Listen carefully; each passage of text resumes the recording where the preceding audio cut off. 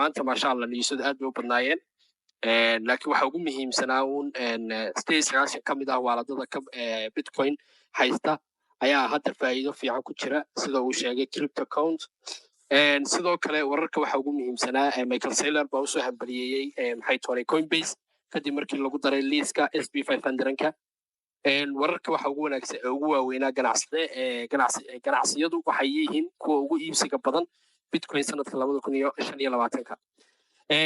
waxa wararka ugu waaweynaa maaliyadda Dubai waxay saxiixday heshiis is-afgarad oo leh crypto.com oo la gashay shirkadda si loo ogolaado bixinta khidmada dawladda iyadoo la adeegsanayo cryptocurrency waxa kaloo wararka ugu waaweynaa Metaplanet ayaa soo saartay 15 milyan oo ah bond aan lahayn ribo ama zero trafa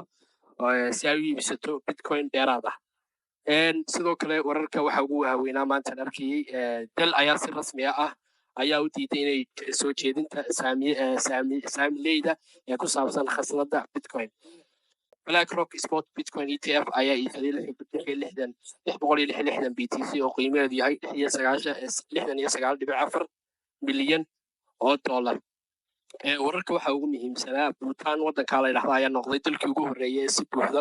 ugu dhex daray crypto gudaha dalxiiska iyagoo dalxiisayaashu ay ku bixin karaan Binance adeegyada ay waddanka ay dalxiisayaashu u baahan sida duulimaadyada hoteelada fiisayaasha iyo dukaameysiga marka crypto waa lagu bixin karaa siibahan Binance dhexdeeda oo Binance uma naqbalayna mid exchange-ka sicir bararka Mareykanka maanta wuxuu ku soo baxay 2.3 taasoo ka hooseysa wixii la filayay sidoo kale warkii ugu muhiimsanaa waxa ka mid ah madaxweyne Trump ayaa si rasmi ah u saxeexay iskaashi dhaqaale oo istiraatiiji ah oo la leedahay boqortooyada Sacuudiga taasoo ku kacaysa ilaa 600 oo bilyan sidoo kale wararka waxa ugu waaweynaa muhiimsanaa Nvidia ayaa bixin doonta 18,000 oo chipkeeda ah AI-ga ugu awoodda badan ee la yiraahdo GP300 Blackwell shirkadaha human ee Sacuudiga ay siin doonaan taasoo qayb ka ah boqortooyada uu madaxweyne Trump maanta